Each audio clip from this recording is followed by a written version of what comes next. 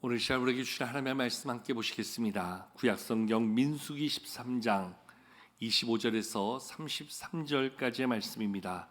구약성경 217면입니다. 민수기 13장 25절에서 33절까지의 말씀을 제가 봉독하겠습니다. 40일 동안 땅을 정탐하기를 마치고 돌아와 바란 광야 가데스에 이르러 모세와 아론과 이스라엘 자손의 온 회중에게 나와 그들에게 보고하여 그 땅에 과일을 보이고 모세에게 말하여 이르되 당신이 우리를 보낸 땅에 간즉 과연 그 땅에 젖과 꿀이 흐르는데 이것은 그 땅의 과일이니이다. 그러나 그 땅 거주민은 강하고 성읍은 견고하고 힘이 클 뿐 아니라 거기서 아낙 자손을 보았으며 아말렉인은 남방 땅에 거주하고 헤디는 여부스인과 아모리인은 산지에 거주하고 가나안인은 해변과 요단가에 거주하더이다. 갈렙이 모세 앞에서 백성을 조용하게 하고 이르되 우리가 곧 올라가서 그 땅을 취하자 능히 이기리라 하나 그와 함께 올라갔던 사람들은 이르되 우리는 능히 올라가서 그 백성을 치지 못하리라. 그들은 우리보다 강하니라 하고 이스라엘 자손 앞에서 그 정탐한 땅을 악평하여 이르되 우리가 두루다니며 정탐한 땅은 그 거주민을 삼키는 땅이요 거기서 본 모든 백성은 신장이 장대한 자들이며 거기서 네피림 후손인 아낙 자손의 거인들을 보았나니 우리는 스스로 보기에도 메뚜기 같으니 그들이 보기에도 그와 같았을 것이니라. 아멘. 한때 우리 사회에 역사 교과서 문제가 큰 이슈가 되었던 적이 있습니다. 우리 학생들에게 역사를 가르치면서 어떤 교과서를 쓸 것인가, 그것이 큰 이슈가 됐던 것은 그 교과서가 어떠한 관점에서 역사를 바라보고 풀어가느냐, 관점에 따라서 같은 사건을 이야기해도 전혀 다른 소리가 만들어질 수 있기 때문이지요. 오늘 우리 시대의 모든 문제가 사실 어떠한 관점으로 우리 사회를 바라보느냐, 이데올로기의 문제나 여러 가지 사건들에 대해서 어떤 관점으로 풀어가느냐. 그래서 우리가 신문을 이야기해도 그 신문사의 관점이 보수적인 성향을 가졌느냐, 진보적인 성향을 가졌느냐, 중도적인 성향을 가졌느냐, 그 시각이 그 문제를 풀어가는 그러한 방향을 결정한다 이야기하기도 하지요. 여러분, 그런 의미에서 성경도 마찬가지입니다. 성경에 나와 있는 많은 사건들을 우리가 바라보고 배우고 이해할 때에 어떠한 관점으로 성경을 풀어가느냐, 이 관점에 따라서 성경의 이야기가 어떠한 방향성을 갖기도 합니다. 어떠한 내용의 주안점에 하나에 집중되어지는 모습을 보게 됩니다. 예를 들면 과거 한때 우리나라를 포함해서 아프리카에서는 민중신학, 해방신학이라는 것이 만들어지면서 성경의 모든 것들을 출애굽을 마치 노예 타파 운동처럼 성경을 풀어가는 그러한 관점의 신학이 있었습니다. 또 한때는 번영신학이라고 해서 어려운 자들, 가난한 자들, 하나님이 우리를 부르신 것은 우리를 축복하기 위함이다. 그래서 가장 대표적으로 요한 3서 2절의 말씀, 영혼이 잘된 같이 범사가 잘되고 우리의 영육간에 강건함을 주시는 것이 마치 하나님의 계획이고 뜻인 것처럼 모든 말씀을 거기에 국한해서 해석하려고 하는, 그래서 이 땅에서 잘되고 성공하는 것이 마치 축복인 것처럼 모든 성경의 말씀을 그렇게 풀어가려 하는 그러한 신학 사조도 있었던 것을 바라보게 되어집니다. 역사적인 문제만도 아니고 우리의 모든 삶이 다 사실 어떠한 시각을 가지고 있느냐, 이 시각에 따라서 모든 것들을 이해하고 바라보고 생각하는 것들이 다 달라진다는 거지요. 여러분, 사람과 사람과의 관계에서도 사람마다 누구나 다 장단점이 있어요.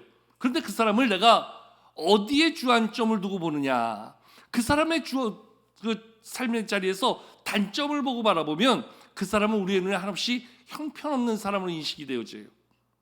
우리가 누구를 바라봄에 있어서 그 사람의 단점도 있지만 그 사람의 장점에 우리가 주목해서 보면 그 사람은 상당히 괜찮은 사람으로 이해되어지는 그러한 경우들이 있습니다.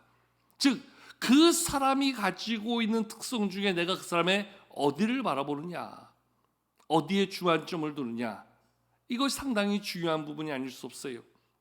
가능하면 여러분 그 사람의 장점을 바라봐주고 그 사람의 발전 가능성 있는 부분을 바라봐주면 상당히 괜찮은 모습이 그 사람에게 보이지요. 근데 어떤 사람들은 처음부터 끝까지 단점만 보려고 그래요. 문제점만 찾아내려고 그래요. 그러다 보면서 그를 스스로 우리가 폄하하고 비난하게 되는 그런 경우들도 종종 있게 되어지지요.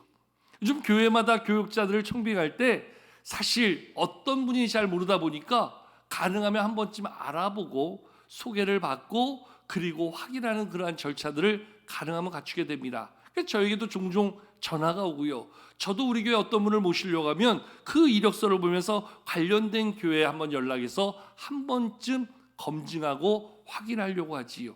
근데 저희들 사이에서 룰이 하나 있어요. 서로에서 아무개 알아요? 어때요? 그런데 그분이요? 아주 좋지요. 성품 너무 좋아요. 사역 너무 열심히 합니다. 그 사람 주변에는 늘 함께하는 사람들이 있어요. 이러면 100점이에요. 근데 아무개 어때요? 근데 그분이요? 그리고 이제 3초 지나면은 50점 까고 들어가는 거예요. 뭔가 말하기 곤란한 부분이 있구나. 근데 간혹 그런 경우도 있어요. 정말 좋은 분인데 물어봤던 그분이 그분하고 관계가 불편하다 보니까 왜곡되어진 정보가 오는 경우가 있어요. 반대로 정말 여러 가지 단점이 많은 분인데 그분하고 사이에서는 큰 문제가 없었어요. 그러다 보니까 그분이 준 정보를 가지고 모셨는데 보니까 문제가 되는 경우들도 생기지요. 그러니까 정확한 정보를 얻는 게 참 중요한데 중요한 거는 어떤 시각에서 바라보고 어떤 시각에서 이해하는가 상당히 중요하다는 거예요. 제 친구 목사님 가운데 그런 분이 있어요. 담임 목회 청빙을 받고 청빙 절차가 진행되어지는 중에 이제 거의 다 마무리가 됐어요. 그래서 그 교회에서 그 목사님을 모셔야 되겠다. 그래서 마지막 재직회라면서 그 목사님을 소개하고 다 이제 모든 교인들이 동의해서 그분을 모시러 결정하는 마지막 순간에 갑자기 그 교회 원로 장로의 한 분이 손을 들어요. 교회를 위해서 제가 한 가지 좀 고민해야 될 부분을 얘기하고 싶습니다. 우리가 담임 목사님을 청빙하게 되는데 보니까 아주 좋은 분인 것 같습니다. 그런데 한 가지 제 안에 불편한 부분이 있습니다. 그래서 하는 이야기가 이 목사님이 자녀가 5이에요. 그러다 보니까 그 장로님이 하시는 말씀이 우리 교회는 통상적으로 목회자 자녀 학비를 지원해 주는데 5명을 우리 교회가 지원할 만큼 그렇게 여유가 있을지 여러분 다시 한번 생각해 보면 좋겠습니다. 원로 장로님이 이 말씀 한마디에 마음의 결정을 다 가지고 있던 성도들의 마음이 흐트러지고 결국 없던 일로 결정이 되게 됐어요. 그 이야기가 그 청빙 과정에 있던 목사님에게 들려지면서 그 교회가 목사님을 청빙하지 못하는 이유를 들으면서 이 목사님이 심히 낙심을 했어요. 이럴 줄 알았으면 한 셋만 날걸. 심지어 사모님은 그런 얘기까지 했어요. 다시 앞으로 다른 교회 갈 때 이런 문제가 발생하면 미리 얘기하라. 우리는 자녀 교육비 지원 안 받겠다. 아예 그게 걸림돌이 된다면 그거 안 받고 그냥 하자. 얼마나 상처됐으면 그런 말을 했겠어요. 그래서 얼마 지나고 나서 이 목사님이 전라도 광주에 있는 한 교회에 제법 작지 않은 교회에 청빙을 또 받게 되었어요. 그리고 그 교회에서 목사님을 한번 만납시다. 그래서 목사님을 만나서 인터뷰를 하게 되는 과정 가운데 그 문제가 또 다시 이야기가 됐어요. 장로님들 이어서 보니 자녀가 5명이네요. 그 순간 목사님 얼굴이 하얗게 질리는 거지요. 우리 아내가 얘기했던 걸 얘기해야 되나? 딱 그러고 있는 순간에 그 교회 선임 장로님이 갑자기 박수를 치더니 와, 이 목사님 오시면 우리 교회 주일학교 바로 부흥이네요. 그 장로님 한마디에 이 목사님 그 교회 갔을까요? 못 갔을까요? 갔지요. 지금 이제 10년 정도 지나서 그 교회 얼마나 아름답게 평안하게 목회를 잘하고 계시는지 몰라요. 나중에 들은 이야기가 그 먼저 본 교회에서 그 목사님 못 모신 것이 참 아쉽다 할 정도로 아주 귀한 목사님 못 모시게 되었다는 안타까운 이야기도 듣게 된 적이 있어요. 여러분, 동일한 사람이고 동일한 환경이지만 그것을 어떻게 바라보느냐에 따라서 그것이 그저 우리에게 부담이 되는 조건으로 보여지는 교회가 있는가 하면 그것이 우리 교회학교에 이 어려운 시대의 교회학교에 부흥을 꿈꿀 수 있는 그러한 모습이 된다. 똑같은 상황이잖아요. 똑같은 사람이잖아요. 똑같은 모습을 바라면서도 그것을 바라보는 관점이 전혀 다른 모습을 만들어내고 있다는 것이요. 오늘 말씀이 우리에게 그것을 보여주는데요. 이스라엘 백성들 하나님께서 모세를 통해서 출애굽의 큰 은혜를 경험하게 하지요. 그리고 이제 약속의 땅을 향해서 나아가던 중에 바란 광야에 이르렀을 때 하나님께서 모세를 불러서 한 가지 명령을 내립니다. 12지파 중에 한 지파에 한 명씩 12명을 뽑아서 그 12명의 정탐꾼으로 가나안 땅을 40일 동안 두루 살펴보고 오라. 그래서 모세가 각 지파에서 한 명씩을 세웠어요. 여러분, 한 지파에서 한 명씩을 세웠으니 얼마나 탁월한 사람들이 세워졌겠어요. 얼마나 촉망받는 사람들이 세워졌겠어요. 그렇게 12명을 세워가지고 그 가나안 땅을 40일 동안 보게 했어요. 그리고 이제 그들이 돌아와서 그 바란 광야 가데스에 모여서 모세와 아론과 온 이스라엘 백성들의 자손들을 함께 다 선교 보고 정탐 보고를 하고 있는 그러한 자리, 거기가 바로 오늘 우리가 읽었던 말씀이에요. 오늘 말씀에 보면 먼저 이야기하는 것이 정말 그 땅은 너무나 아름다운 땅이다, 너무나 좋은 땅이다, 정말 우리가 생각만 해도 가슴이 벅차오르는 좋은 땅이다. 그러면서 오늘 이야기하는 것이 오늘 우리가 읽은 말씀 시작의 30절 오는 갈급이 야, 이제 우리가 그 땅에 나아갑시다, 힘내서 달려갑시다 이야기하는데 갑자기 12명의 정탐꾼 가운데 10명이 심각한 얼굴로 이야기합니다. 저희 말을 좀 잘 들어주십시오. 우리는 그 땅에 못 갈 것 같습니다. 안 될 것 같습니다. 그러면서 하는 이야기가 뭡니까? 그 땅에는 안악자손, 키가 상당히 크고 힘이 세 보이는 사람들이 그 땅에 있어서 우리는 그들과 맞닥뜨리면 우리는 그들 앞에서 마치 펄떡이는 메뚜기와 같은 그런 존재가 될 것입니다. 우리 생각이 그렇고 저들이 우리를 볼 때도 그렇게 보일 것입니다. 우리는 절대로 그곳에 가면 안 될 것 같습니다. 오늘 그 얘기를 듣고 모든 백성들이 탄식하고 통곡하며 그럼 왜 여기까지 와서 돌아갈 수도 없고 나갈 수도 없는 이러한 막다른 지경에 우리가 휩싸이게 되었는가. 모세를 원망하고 심지어는 하나님을 원망하고 있는 백성들의 모습이 보이지요. 여러분, 그 와중에 두 사람, 에브라임 지파의 눈의 아들 여호수아, 유다 지파 여분의 아들 갈렙이 아닙니다.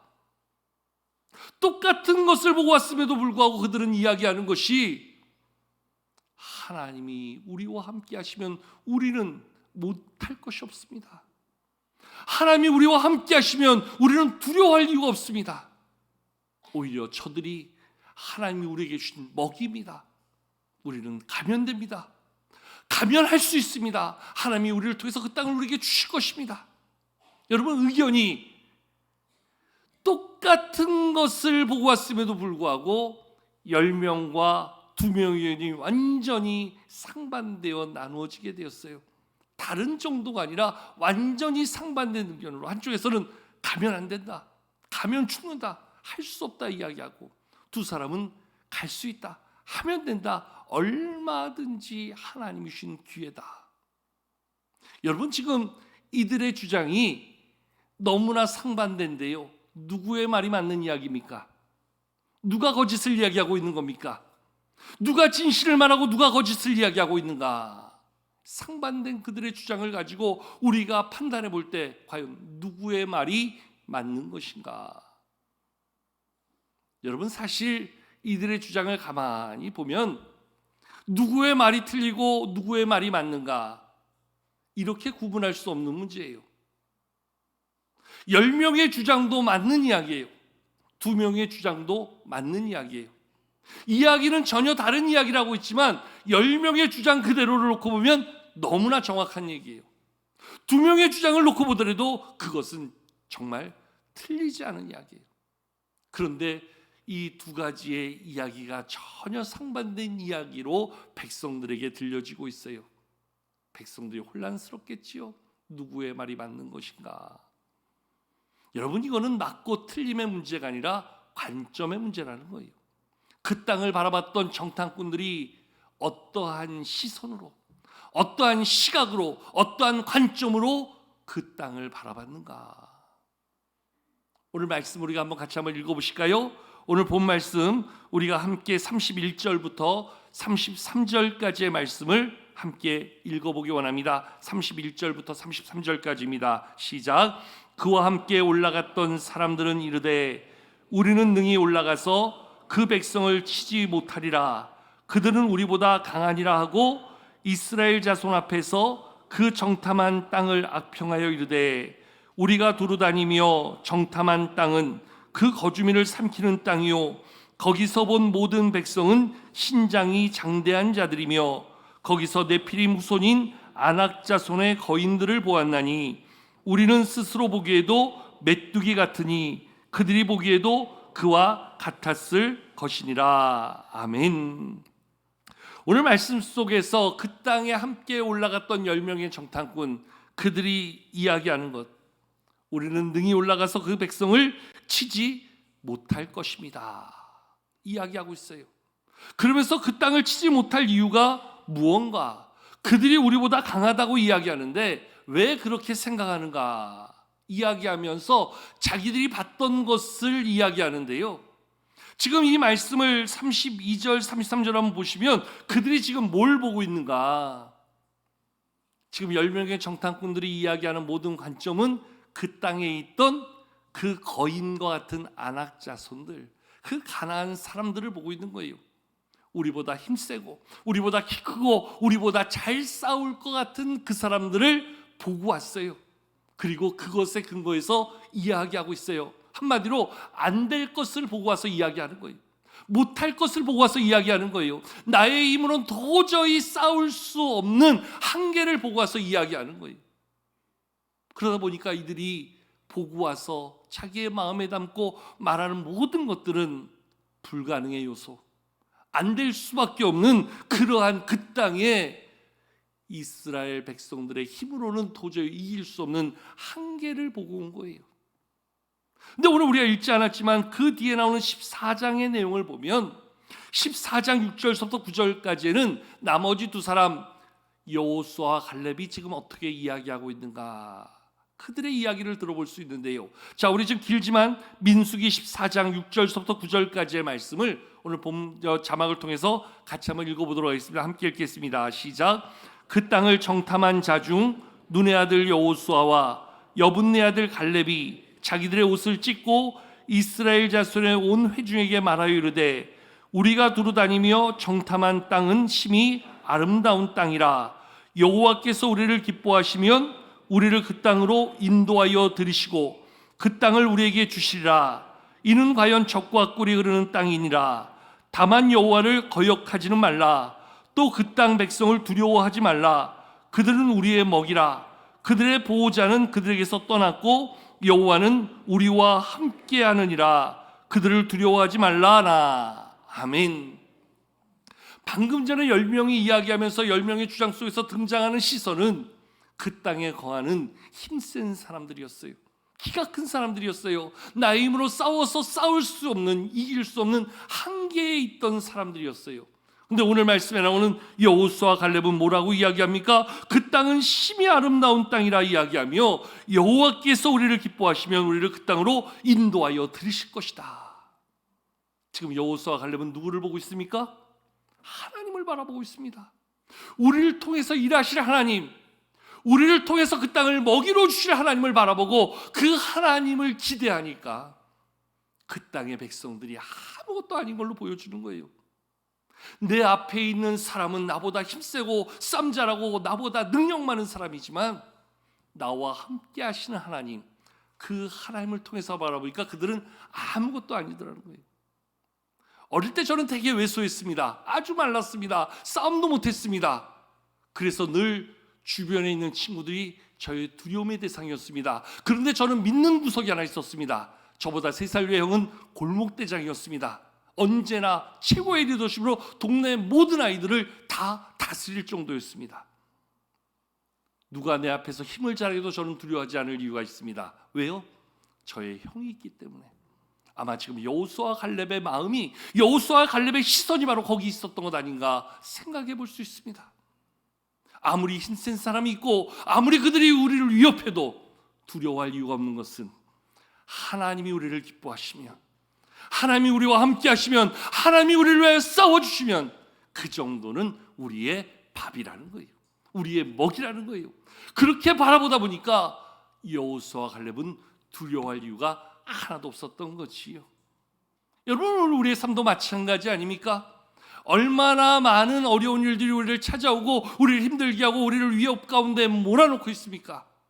때로 어떤 이에게는 건강의 문제로 우리의 삶의 자리가 한순간 무너질 것 같은 문제가 찾아오는 사람이 있지요.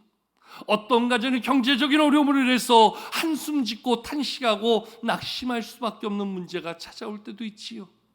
자녀들로 인해서 그 마음이 찢어지고 상한 마음을 끌어안을 수밖에 없는 그러한 경우를 만나기도 하고요. 우리의 가정과 일터에 상상 못할 일들이 우리를 위협하면서 우리는 두려움과 염려에 주저앉게 되어질 때가 얼마나 많이 있습니까? 그런데 오늘 우리는 그러한 문제를 만날 때 그 문제를 바라보니까, 그 상황에 우리의 시선과 마음을 빼앗기다 보니까 내 힘으로 싸울 수 없는, 내 힘으로 이길 수 없는, 내 힘으로 극복해낼 수 없는 한계 앞에서 우리는 주저앉게 되는 거지요. 두려워하게 되는 거지요. 낙심하게 되는 거지요. 마치 10명의 정탐꾼처럼 그들의 이야기를 듣고 낙심하고 있는 온 이스라엘 백성들처럼 끝났다, 쳤다, 이제 내 인생이 여기서 무너지는구나 탄식할 수밖에 없는 게 오늘 우리의 삶의 자리에 여전히 우리를 위협하고 있는 수많은 문제들이라는 거지요. 그런데 여러분, 우리에게 주신 믿음은 무엇을 이야기합니까? 오늘 우리에게 주신 믿음은 우리에게 무엇을 가르쳐주고 있습니까? 오늘 여호수아 갈렙처럼 우리와 함께 하시는 하나님을 바라볼 때에, 우리를 위해 대신 싸워주시는 하나님을 바라볼 때에, 오늘도 우리 편이 되어주셔서 우리 가운데 역사하시는 그분을 주목할 때 그 정도 문제는 아무런 문제도 아니다.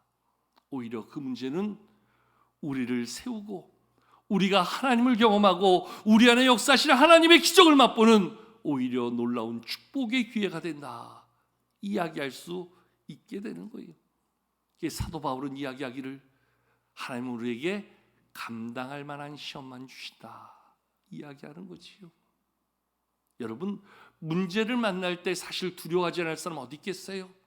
어려운 일이 다가오는데 그저 룰루랄라 하면서 그 문제를 바라볼 사람이 어디 있겠어요? 열은 다 누구라도 낙심할 수밖에 없고, 누구라도 두려워할 수밖에 없고, 누구라도 주저앉을 수밖에 없는 것이 우리의 모습이라는 거예요. 그러나 하나님은 우리에게 왜 믿음을 주셨습니까? 오늘 말씀을 통해서 왜 우리에게 여호수아와 갈렙을 보여주십니까? 40일 동안 바라보고 온 그 땅, 인간적인 기준으로 바라보면 도저히 헤쳐갈 수 없는 절망의 문제이지만, 그때도 여호수아와 갈렙이 눈을 들어 하나님을 바라봤을 때 하나님이 어떻게 일하시는가, 우리로 하여금 그것을 보라는 거지요. 그것을 배우라는 거지요. 그 여호수아와 갈렙처럼 하나님 바라보고 믿음으로 반응하는 자가 되라 말씀하고 있는 거지요. 오늘 저와 여러분들 가운데 이 믿음이 있기를 축복합니다. 이 믿음을 가진다면, 이 믿음으로 하나님 바라보고 하나님 의지하고 하나님만 바라볼 수 있다면, 우리의 시선을 하나님께 둘 수 있다면 어떠한 문제 앞에서도 우리는 낭망하는 자가 아니라 하나님을 향해 기도함으로 나아갈 수 있는, 하나님을 기대함으로 바라볼 수 있는 믿음의 삶, 믿음의 승리를 이루게 될 줄로 믿습니다. 여러분, 세상은요 우리를 유혹할 때에, 자 봐라, 12명이 모아서 10명이 안 된다 그러고 2명이 된다는데 누구의 말이 맞는 것 같냐, 숫자로 우리를 흔들어댑니다. 오늘 특별히 우리가 사는 이 시대는 다수결의 시대 아닙니까? 다수가 진리가 되고 다수가 진짜인 것처럼 판단하기 쉬운 게 오늘 우리들의 생활이에요. 그 세상 유행이 우리를 마치 진리로 이끄는 것처럼, 거기에 진실이 있는 것처럼, 거기에 모든 것이 참인 것처럼 생각하기 쉬운데, 여러분 진짜 다수가 진리일까요? 다수가 참일까요? 다수가 인정하기 때문에 그것이 진짜가 되는 것일까요? 성경은 그렇게 이해하지 않습니다. 오직 우리 주 예수 그리스도가 진리이며 오늘 주님이 함께 하실 때 거기에 진리의 열매가 맺혀지는 것임을 우리에게 말씀해 주고 있지요. 근데 세상은 그렇게 우리를 이해시키지 않고요, 다수가 가는 곳에 우리의 시선을 두며 다수가 주장하는 것에 우리의 마음을 두라, 우리를 계속 흔들어대는 거예요. 그래서 우리도 거기에 흔들리고 거기에 무너질 때가 있는 것이요. 여러분, 노아의 시대를 보십시오. 세상의 모든 사람들이 얼마나 죄를 많이 졌으면 세상이 죄악으로 가득했다고 이야기해요. 그때 하나님의 은혜를 덧입었던 노아가 하나님의 말씀에 순종하여 방주를 짓게 되지요. 아마 모든 사람들이 노아를 보면서 그랬겠지요. 아우, 저런 멍청한 놈, 저런 한심한 놈, 저 뭐에 쓴다고 저렇게 큰 방주를 만들고, 저거 만든다고 100년 넘게 그렇게 수고하고 자기 인생 그거 하나 만드는데 다 소진하며 정말 바보처럼 어리석은 사람처럼 저렇게 살고 있는가? 인생을 즐겨야지. 아마 방주를 짓고 있던 노아를 보던 모든 사람들이 다 그렇게 이야기하지 않았겠어요? 적어도 이 정도 살아야지. 세상 제약에 버타며 자기들이 하고 싶은 거 마음껏 하면서. 여러분, 방주가 지어지기 전까지는, 그 방주에 들어가기 전까지는, 방주의 문이 닫히고 하늘 문이 열려서 비가 쏟아지기 전까지는 세상 사람들이 사는 것이 더 편하고 즐겁고 그게 진짜처럼 보였을지 몰라요. 근데 하늘의 문이 열리고 비가 쏟아지니까 그때서야 깨닫고, 우성을 치지, 우리 살려달라고. 방주에 들어가 있던 노아만이 하나님의 구원의 은혜를 얻는 자가 되고 하나님이 함께 하시는 자로서의 삶을 이루게 된 것을 말씀이 보여주고 있잖아요. 오늘 말씀에 나오는 이스라엘 백성들도 마찬가지입니다. 이 10명의 말에 마음을 빼앗기고 나니까 여호수아 갈렙이 무슨 얘기를 해도 안 들리는 거예요. 밤새 통곡을 하면서 왜 우리를 불러냈는가, 왜 우리를 인도하였는가, 모세를 향해서, 심지어 하나님을 향해서 원망을 쏟아내는데요, 도저히 저들의 탄식이 멈추지 않자 하나님이 직접 저들 가운데 나타나세요.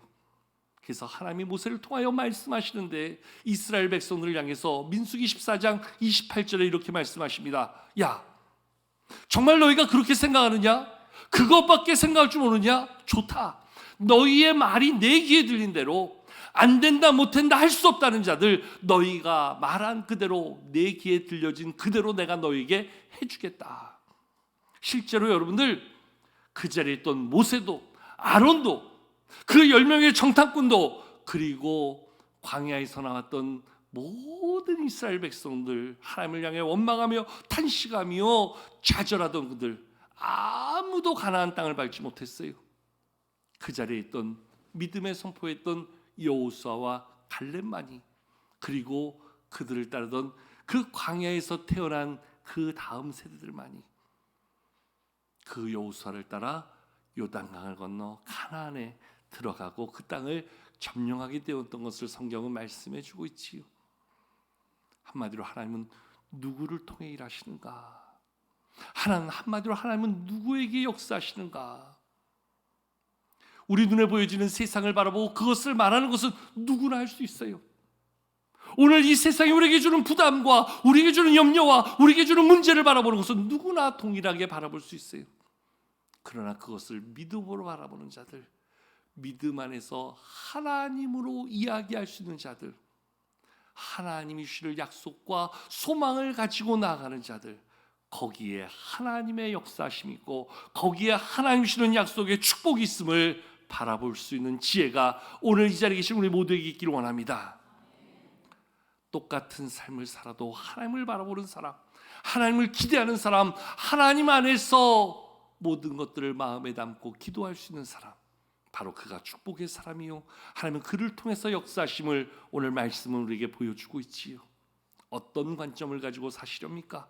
어디에 우리의 시선을 두고 사시렵니까? 우리의 마음에 무엇을 담고 이 땅을 살아가야 하겠습니까?